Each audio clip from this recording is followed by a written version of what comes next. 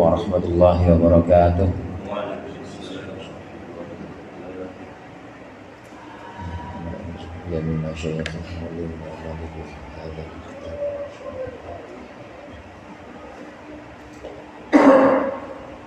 Al-Fatihah.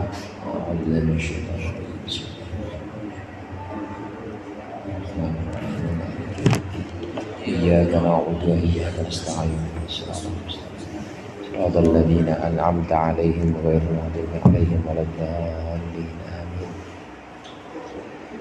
Alhamdulillahil munfaridi bil 'azamati wal jalal, al mutawahhidi bi istighfaqi nu'udil kamal. Wassalatu wassalamu ala sayyidina Muhammadinil hadi minad dhalal wa ala alihi wa ashabihi alladhi khalasat lahumul a'mal wa safat minhumul ahwal. Amma ba'du, fa inna asdaqal hadithi kitabullah wa khairul hadi hadi Muhammadin sallallahu alaihi wasallam wa syarrul umuri muhdatsatuha wa kullu muhdatsatin bid'ah wa kullu bid'atin dhalalah. Segenap para ustaz, para guru, hadirin sekalian, jamaah majelis taklim malam Rabu yang dirahmati oleh Allah. Alhamdulillah malam hari ini kita berkumpul kembali melanjutkan pengajian rutin kita, ngaji kitab Syarah Al-Hikam. Mudah-mudahan hadirnya kita di sini mendapat ridha Allah yang akan kita pelajari menjadi ilmu yang bermanfaat di dunia wal akhirah. Amin ya rabbal alamin. Lanjutkan pembahasan atau penjabaran dari maqalah Syekh Athaillah Sakandari yang menyatakan bahwa para arif, orang-orang yang mengenal Allah, malu untuk meminta kepada Allah karena merasa cukup dengan kehendak Allah atau masyiahnya. Allah sudah menghendaki sejak zaman azali atau sejak dulu sudah Allah tetapkan bagian-bagiannya, maka buat minta saja kepada Allah, orang-orang arif ini malu, apalagi minta kepada tetangga. Walaupun tangganya itu akrab kayak Ustaz Omen sama Ustaz Sodik, malu rasanya buat minta aja. Nah, untuk meminta kepada Allah saja malu, apalagi minta kepada makhluk. Nah, menjabarkan makalah ini, maka di halaman 27 masih melanjutkan. Contohkan bagaimana cukupnya Nabi Ibrahim terhadap ilmunya Allah.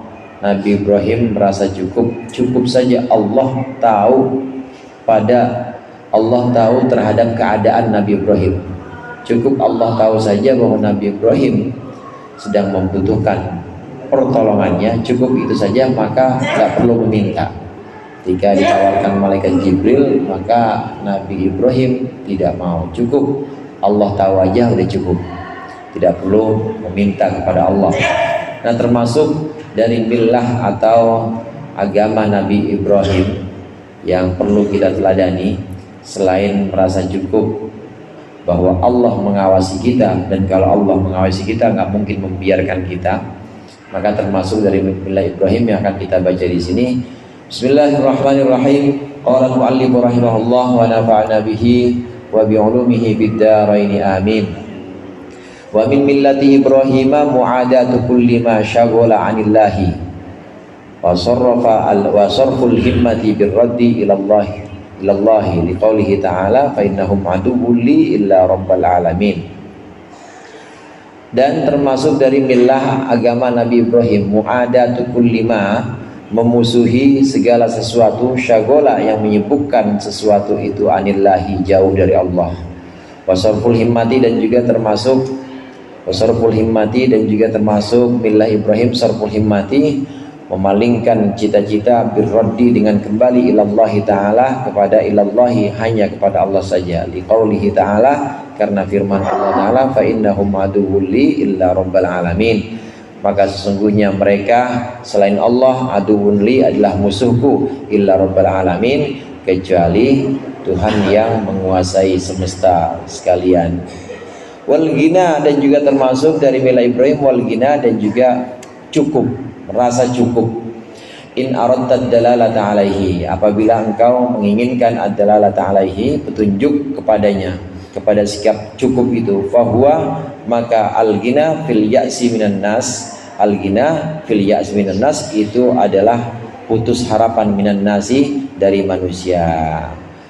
Termasuk milah atau sikap Nabi Ibrahim yang perlu kita teladani, memusuhi segala perkara yang menjauhkan kita dari Allah, menyibukkan hati kita sehingga jauh dari Allah.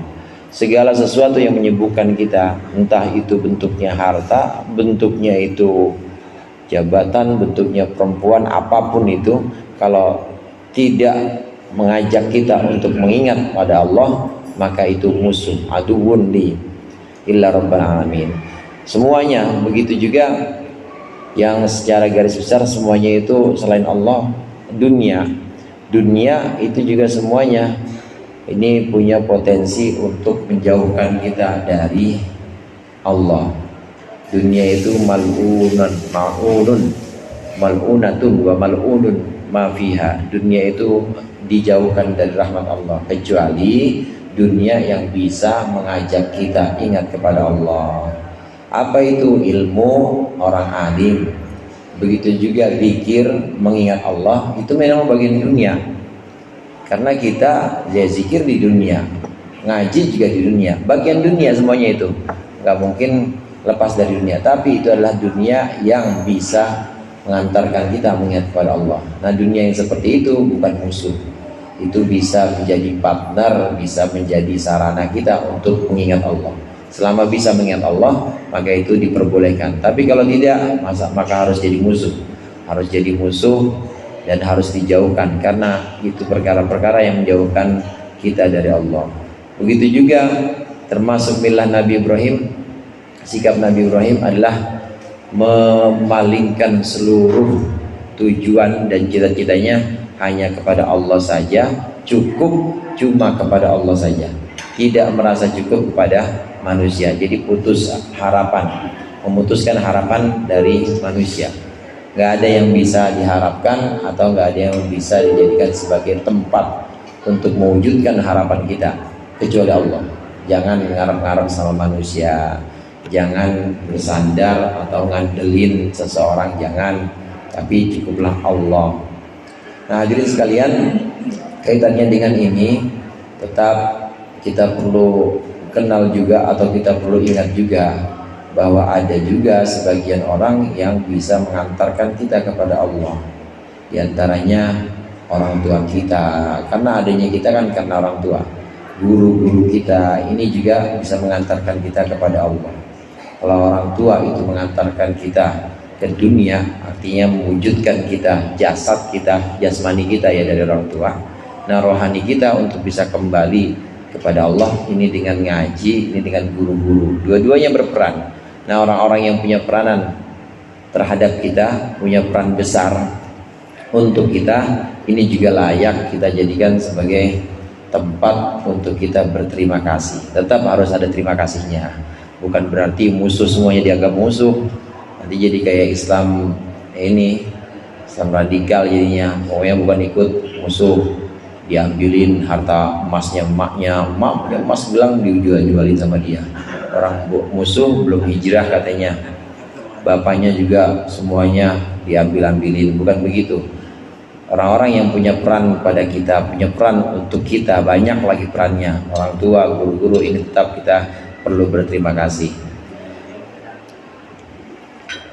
Hanya saja tidak boleh kita menjadikan itu sebagai tempat bersandar atau andalan kita. Hanya Allah, cukuplah Allah yang dijadikan sebagai tempat bersandar.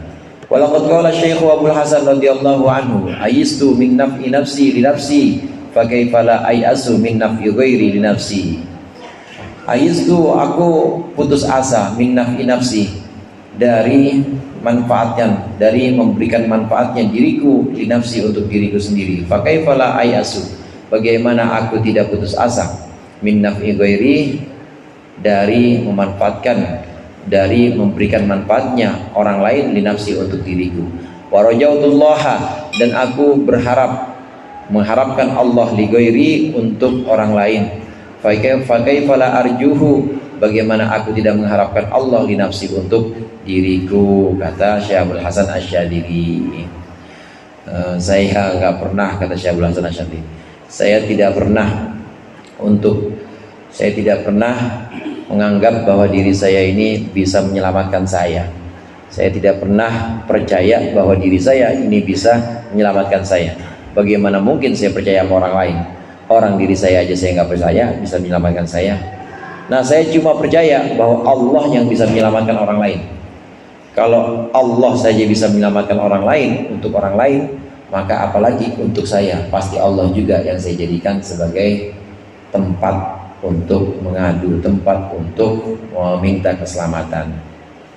Gak percaya kepada diri, gak percaya kepada amalan, gak percaya kepada ketaatan. Aku tidak pernah percaya kepada diriku sendiri bahwa diriku bisa menyelamatkanku. Pada diriku saja aku tidak percaya, apalagi orang lain. Aku gak percaya orang lain bisa menyelamatkanku. Tapi aku yakin Allah bisa menyelamatkan orang lain. Kalau aku yakin Allah bisa menyelamatkan orang lain, apalagi untuk diriku, aku yakin betul Allah bisa menyelamatkanku. Jadi semata-mata semuanya Allah yang dijadikan tempat untuk bersandar, bergantung, semuanya Allah. Ini hakikat tauhid, hadirin. Ini hakikat tauhid yang sesungguhnya, la ilaha illallah.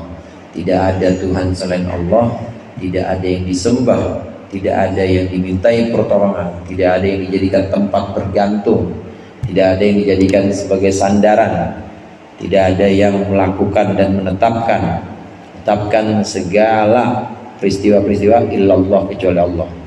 Tauhid yang sesungguhnya, yang hakiki adalah saat kita benar-benar melihat bahwa hanya Allah yang kita jadikan tempat, dan juga hanya Allah yang kita yakini menjadi sumber semua perbuatan atau peristiwa. La fa'ilah illallah. Tidak ada yang melakukan kecuali Allah. Takdir atau qada qadar. Takdir itu kan ya takdir. Takdir itu kalau belum terjadi ya nggak usah dikhawatirin kalau belum terjadi. Kalau udah terjadi ya terima aja. Kalau udah terjadi mau ngapain? Begitu. Takdir itu ya udah kayak begitu, udah begitu adanya. Ya kita ridho aja, kita ridho terhadap ketetapan Allah, karena semuanya itu Allah yang melakukan atau Allah yang menetapkan, Allah yang berbuat itu. La fa'ilah illallah. Jangan khawatir banget atau jangan cemas dan takut banget kalau belum terjadi. Tapi kalau udah terjadi ya udah terima, mau ngapain lagi? Ngapain?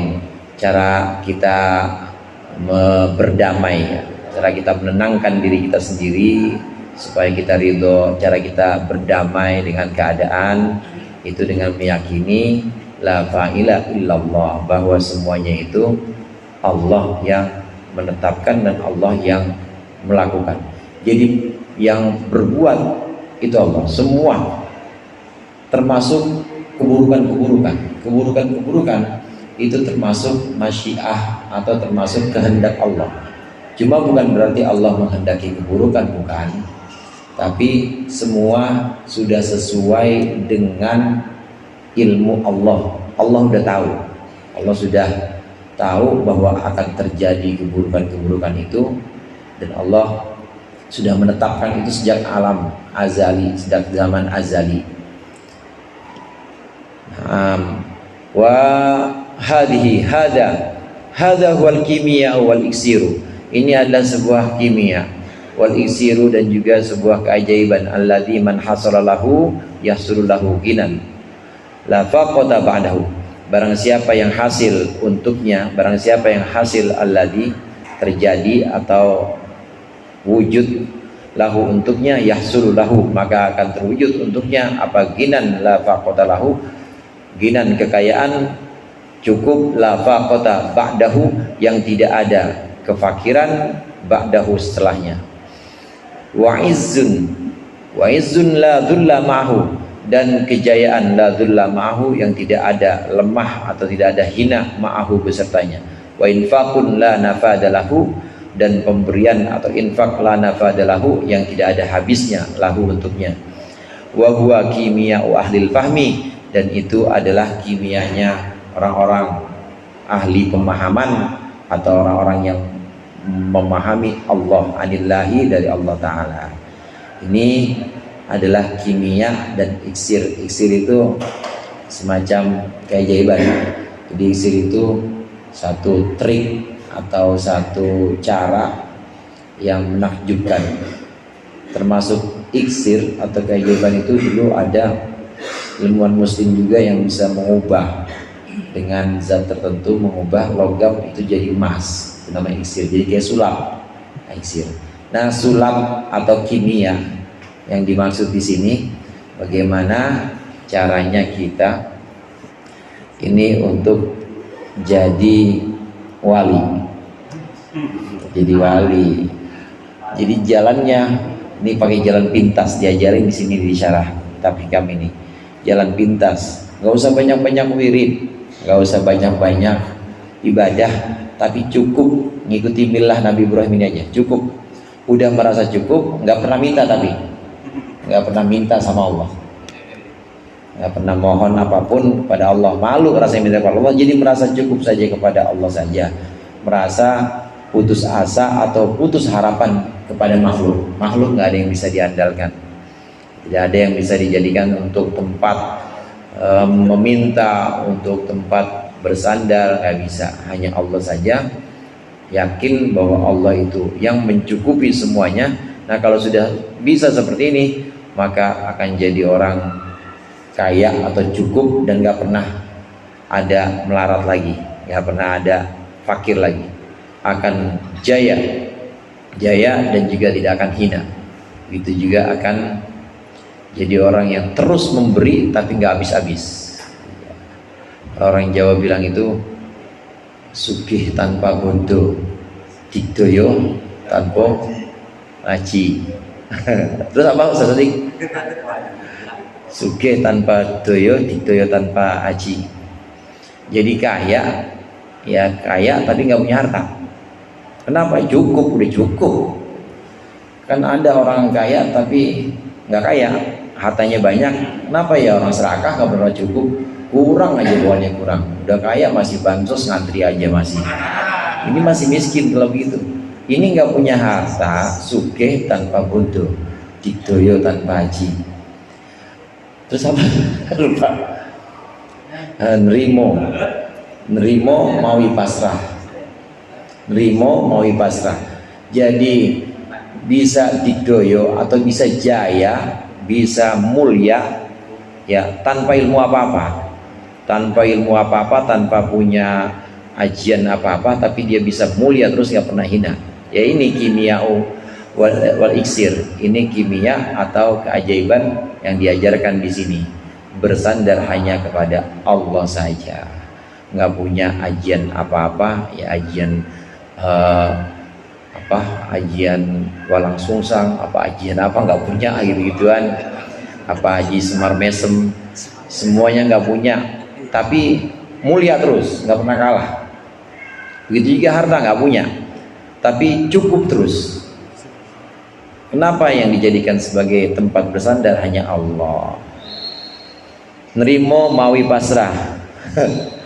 Nerimo mawi pasrah itu tadi, nerima pasrah, nggak minta apa-apa.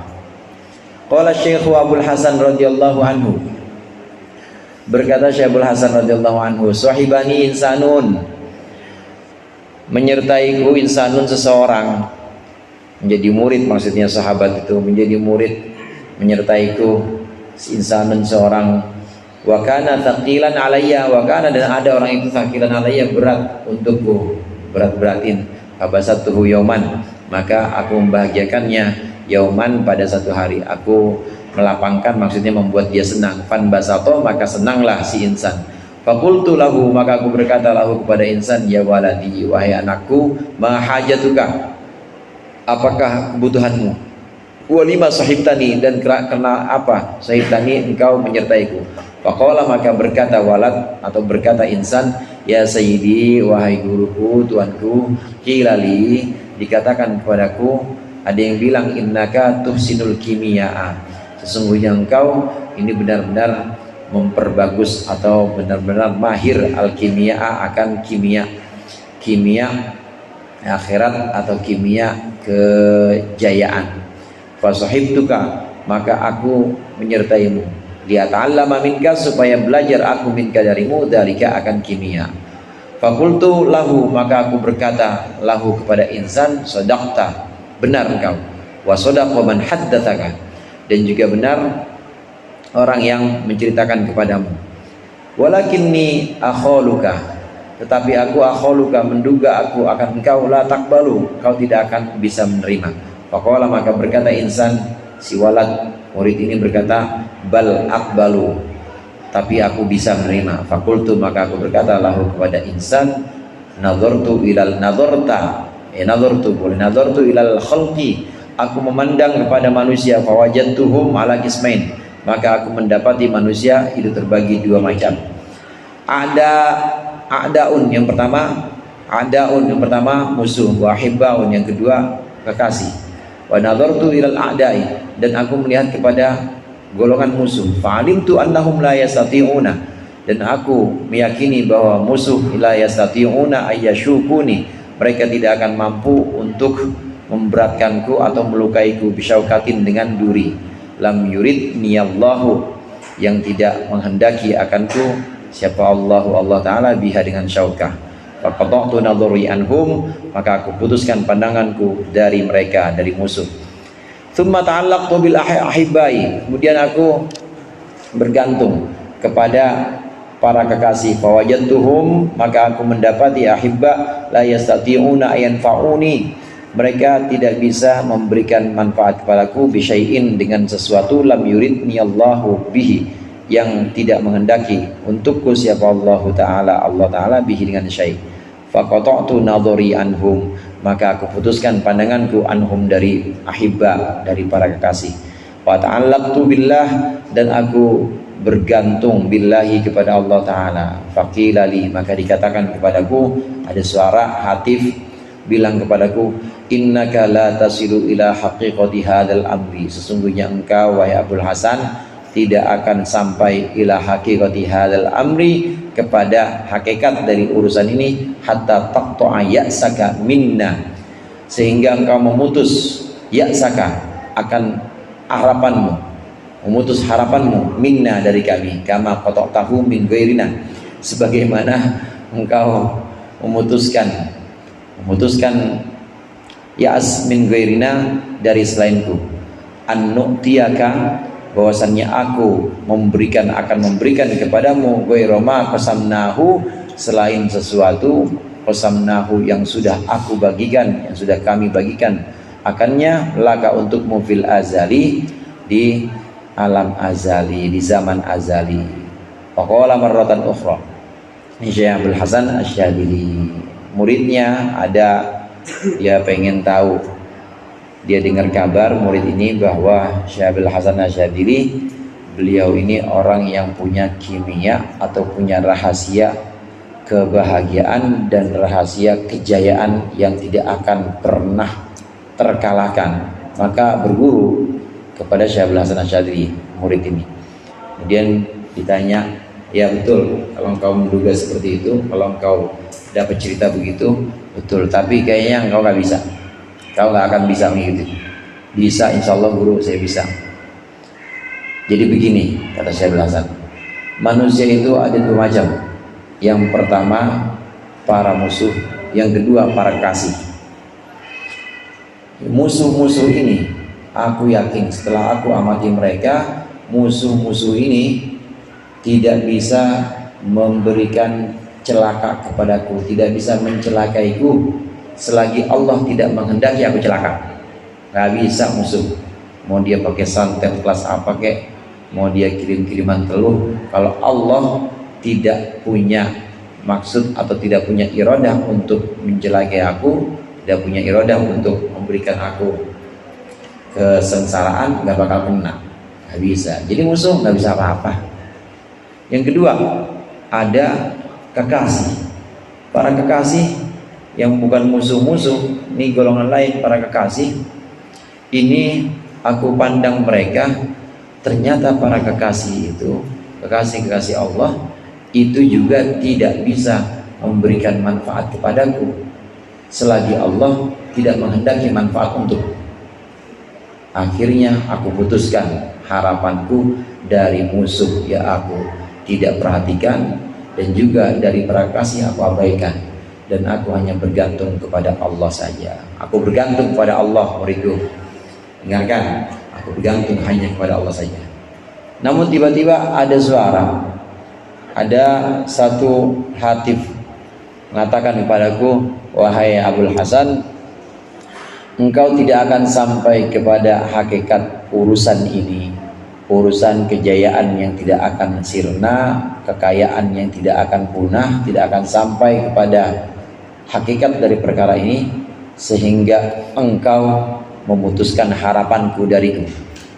Artinya begini saudara, waktu sudah memutuskan harapan dari makhluk, memutuskan harapan dari musuh, maupun memutuskan harapan dari kasih, pokoknya udah putus semuanya, cut semuanya, tapi masih bergantung kepada Allah, bahwa Allah akan memberikan pemberian-pemberiannya, Allah akan melimpahkan karunia-karunia-Nya, Allah akan melimpahkan kejayaan atau kebahagiaan. Masih punya harapan-harapan itu. Maka kata suara itu, engkau gak akan sampai kepada yang engkau inginkan, engkau tidak akan sampai kepada hakikat dari urusan ini kecuali engkau memutuskan harapan-harapan itu. Jangan ngarep juga bahwa aku akan memberikan kepadamu sesuatu kecuali yang sudah aku tetapkan di zaman azali. Jadi jangan minta. Jadi semuanya benar-benar nggak ada permintaan. Begitu bergantung kepada Allah, itu juga nggak boleh minta kepada Allah. Putus juga harapan kepadaku sebagaimana engkau memutus harapanmu kepada makhluk. Jadi jangan minta, karena aku akan membagikan hanya yang sudah aku tetapkan di azali, di zaman azali itu.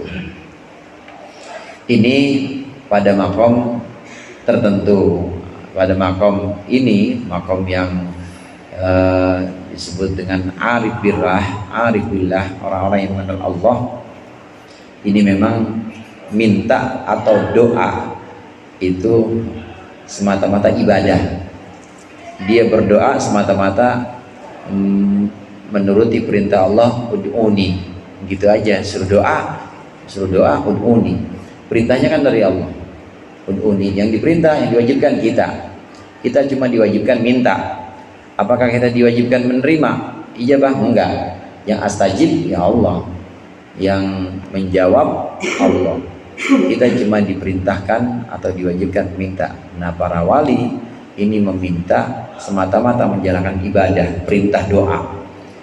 Setelah doa nggak dikabulin juga nggak apa-apa, karena memang nggak wajib dikabulin. Jadi putus benar-benar. Hanya memohonkan, hanya memanjatkan harapan-harapan tanpa punya sedikit pun asa atau harapan untuk dikabulkan. Enggak. Nah, saudara sekalian, kan kadang-kadang memang manusia pada umumnya, yang termasuk kita termasuknya, kan kalau doa ya pengen diijabah ya. Kita doa, ya Allah, inna duha duhauka wa baha in kana rizqi bis sama fanzilhu. Itu yang kebayang rizki kan ya? Yang kebayang rizki apa? Saudaranya rizki? Yang kebayang rizki pasti. Waktu kita ingkana rizki bersama, saya tanya nih, yang kebayang rizki apa Allah? Waktu kita doa ingkana rizki bersama, Pak Azizu, yang kebayang rizki apa Allah? Rizki, lupa sama Allahnya. Nah, para arif billah nggak kebayang rizki, doa amat rizki mah. Orang ini yang nyuruh Allah doa. Jadi yang diingat Allah, Waktu minta fasakhir lana hadzal bahra kama sakharta syamsa wal qamara Muhammadin sallallahu alaihi wasallam, Allah yang minta. Allahumma baddi syamlahum, Allahumma farrijhum, Allahumma abdudahum. Enggak bayangin musuhnya celaka, enggak bayangin musuhnya tercabak-cabik, enggak. Yang ada cuma Allah, aku hamba dan Allah Tuhan, enggak ada bayangan apa-apa. Jadi doanya para wali, termasuk zikirnya para wali, kalaupun zikir-zikirnya itu zikir yang punya muatan permohonan juga ya, misalnya zikir ya latif ultuf bina, misalnya itu punya muatan permohonan, nggak pernah ada bayangan hasil atau ijabahnya permohonan itu, nggak pernah. Jadi yang diingat Allah aja, nggak pernah bayangin rizki, nggak pernah bayangin pemberian Allah, nggak pernah.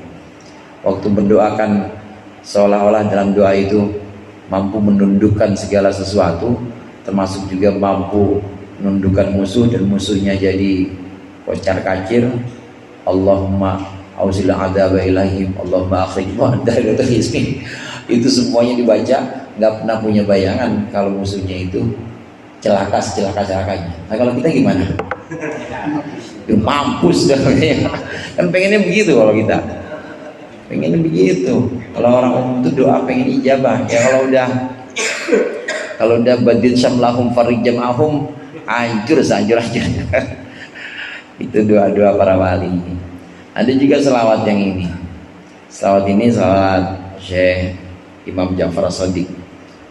Surat Asyil, surat Asyil kan sering baca ya Allahumma sholli ala sayyidina Muhammad wa ashilidz zalimin bidzalimin. Yang menciptakannya nggak pernah punya bayangan bahwa orang zalim itu bakal perang sendiri, nggak biasa-biasa aja. Yang diingat siapa? Allah yang diingat. Allah sama Nabi Muhammad. Allahumma sholli ala sayyidina Muhammad. Ya Allah Muhammad yang diingat. Wasjilil zalimin bidzalimin. Tahu-taunya orang zalimnya enggak ngapa-ngapa, ya biarin aja, emang saya nggak ngarepin sih. Saya mau cuma selawat aja. Selawat. Orang-orang arif seperti itu. Minta atau doa itu semata-mata melaksanakan perintah Allah saja. Jadi iqta. Jadi hatta taqta ya'saka minna kama fa'altahu min ghairina.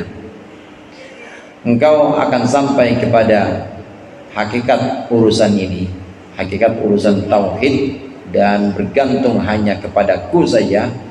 Itu engkau akan sampai jika engkau juga memutus harapanmu, memutus keinginanmu dari kami, kata Allah, sebagaimana engkau memutusnya dari selain kami. Jangan ngarep apa-apa, karena sesungguhnya kami sudah bagikan sejak zaman azal dan tidak akan berubah.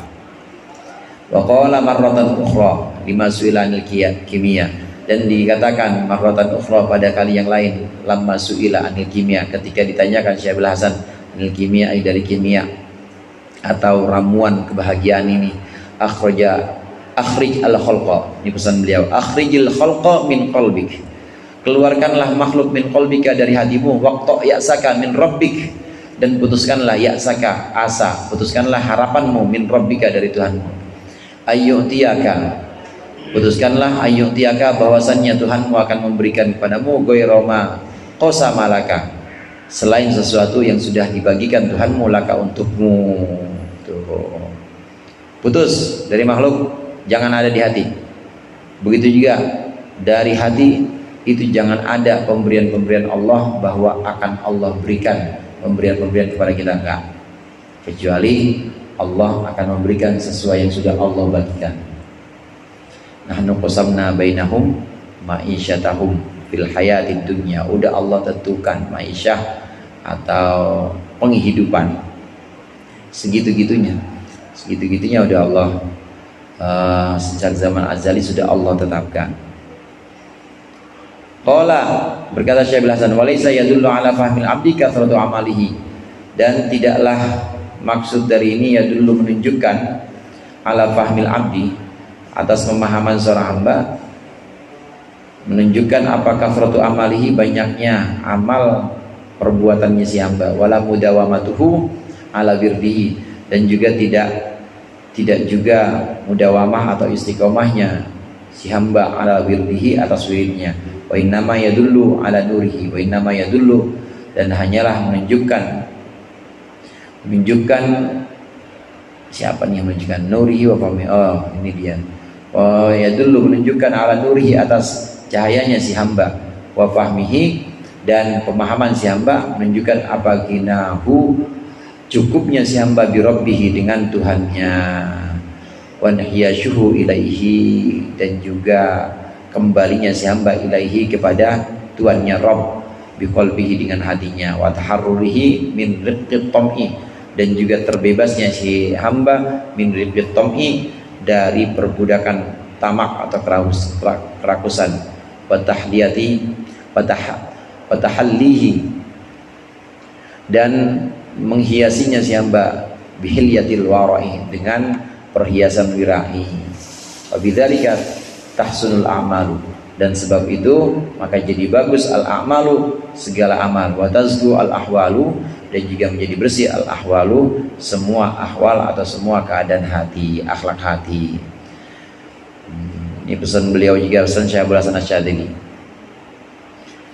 Yang dimaksud di sini, yang dimaksud memutus harapan kita, memutus mimpi kita bahwa Allah akan memberikan banyak kepada kita, itu maksudnya itu kita juga jangan mengandalkan amal kita, jangan mengandalkan sholat kita, wirid kita, zikir kita, ngaji kita itu bisa nambah pemberian-pemberian Allah.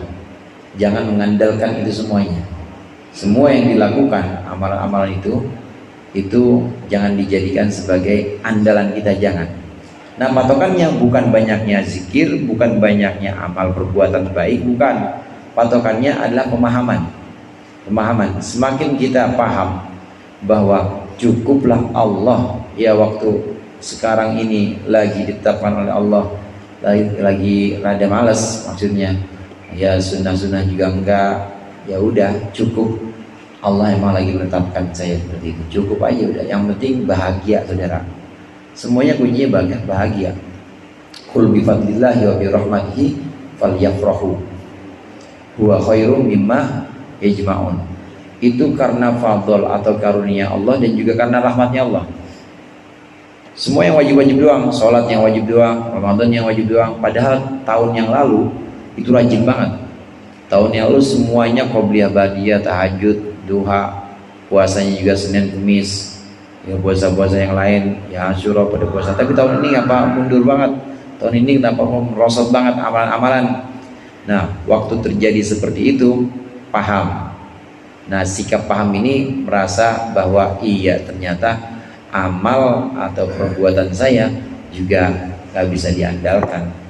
Cukuplah Allah sedang menetapkan saya sekarang tahun ini ya seperti ini. Cukuplah Allah mengawasi saya dalam keadaan seperti ini.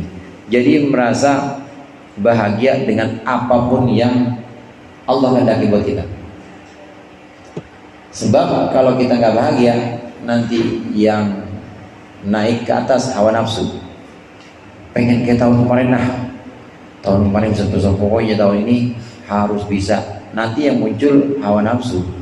Karena seringkali hawa nafsu itu ada dalam ibadah juga, ada dalam ketaatan-ketaatan. Terobsesi atau ambisi untuk jadi orang taat kayak tahun lalu, itu kan udah nafsu kalau begitu. Tapi itu semua kalah baiknya. Huwa khairu mimma yajma'un.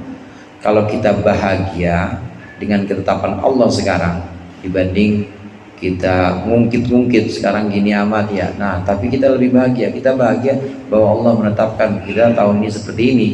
Itu kebahagiaan kita, ridhonya kita dengan ketetapan Allah ini lebih bagus dibanding kita ngejar supaya kayak tahun lalu. Huwa khairu mimma yajma'un. Karena memang Allah sudah tetapkan tahun ini rada merosot. Tapi kita bahagia aja, ridho aja, itu lebih baik. Ridho kita seperti itu lebih baik dibanding kita ambisi buat ngejar perolehan kayak tahun lalu. Orang sakit juga begitu, saudara. Orang sakit pengennya mah, kalau orang ya pengennya mah, orang sakit kan pengen sehat. Kita kan sama-sama tahu penyakit atau bala apapun itu musibah, itu kan bisa jadi kafarah, bisa jadi penghapus dosa. Sama ibadah juga bisa menjadi penghapus dosa. Salat jadi penghapus dosa, puasa bisa juga jadi kafarah. Pokoknya setiap kebaikan, innal hasanati yudhibnas sayyiat. Semua kebaikan-kebaikan itu bisa menghapus dosa-dosa. Ngaji kita, sholat, puasa itu bisa menghapus dosa. Bagaimana dengan sakit? Bisa juga. Tapi kita pilih mana? Pilih sakit atau pilih ibadah? Pilih kita rutin sholat jamaah ngajinya istiqomah terus dosa kita terhapus, apa pilih kita sakit aja nggak bisa ngaji, nggak bisa sholat jamaah, sholat sendirian aja gak? Pilih yang mana? Pilih yang sakit atau pilih yang sehat tapi ibadah? Pasti pilih sehat yang ibadah kan? Pasti pilih sehat yang ibadah. Nah, sebenarnya waktu Allah tetapkan sakit dan kita ridho dengan ketetapan Allah itu, seneng aja pokoknya, itu ada banyak kelebihan di situ. Pahala sholat ngaji yang rutin kita lakukan karena kita absen karena sakit nih, gara-gara sakit, itu tetap ngalir. Satu. Yang kedua, musibah berupa sakit itu punya pahala sendiri. Meskipun gak sabar, meskipun ada keinginan, kalau ada keinginan orang kan kalau ya punya keinginan kalau sakit ya punya keinginan sembuh, ada keinginan pengen sembuh, pengen ngaji lagi, meskipun begitu tetap ada pahalanya itu sakit. Itu kedua. Ketiga, kalau dia sabar nggak ngeluh, dapat pahala lagi. Tiga tuh pahala yang lain, jadi banyak. Terus keempat, kalau udah sakit nggak bisa ngapa-ngapain, itu kan nggak bisa disombongin, nggak ada yang bisa disombongin, di rumah aja udah. Tapi kalau istiqomah ngaji, istiqomah sholat, coba deh istiqomah ngaji, istiqomah sholat, itu ada peluang untuk bangga. Saya mah ya aing aing mah gua ya kumaha aing, itu ada paling merasa paling. Nah kalau sakit nggak ada merasa paling itu. Nah di situ pilihan Allah lebih baik dibanding yang kita kumpulkan. Pilihan Allah dan kita ridho, senang, bahagia dengan pilihan Allah, ini khairum mimma yajma'un, ini lebih baik dibanding yang dikumpulkan oleh orang-orang atau dikumpulkan oleh kita. Kita berupaya ngumpulin ibadah kayak tahun lalu, berupaya ngumpulin ketaatan istiqomah, itu kalah keutamanya dibanding ridho dengan iradah atau dengan ketetapan Allah. Demikian para wali ini tidak mengukur pencapaian seseorang pada pokok permasalahan ini, yaitu kejayaan atau ramuan supaya jaya dan gak pernah hina, kaya dan gak pernah melarat.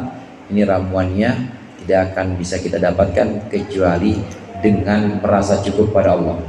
Jadi tidak akan dapat dengan banyakin zikir, enggak, dengan banyak ibadah nggak bisa dapat dengan itu. Tapi cukup dengan gina bi rabbih, merasa cukup dengan Allah saja. Ini juga yang di awal kitab hikam sekali, ya, min alamatin, apa tuh di awal, min alamatil i'timad alal amal nuqsanur raja inda wujudiz zalal.